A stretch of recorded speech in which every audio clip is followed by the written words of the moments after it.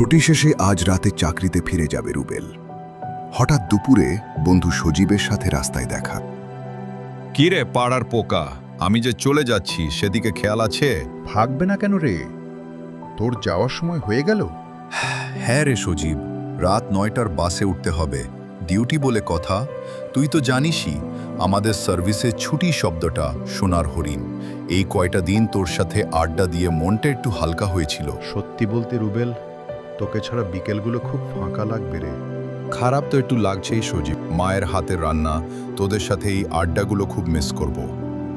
কিন্তু কি আর করা, রুটি রুজি টানে তো ফিরতেই হবে। প্যাকিং শেষ করছিস রুবেল?